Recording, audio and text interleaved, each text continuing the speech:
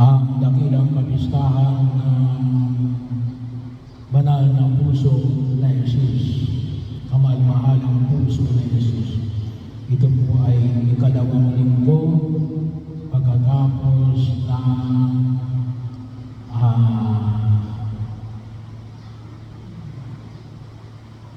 pagpapadala ng Espiritu Santo.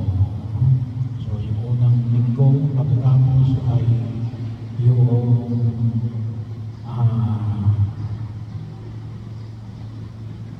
banal na Santisima Trinidad. Ang pangalawa ay ang Corpus Christi.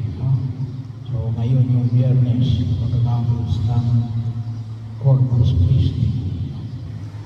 So bahagi yung puntusin ng pala yun ay pagdiriwang na higit na pagninilay natin upang higit natin pakinabangan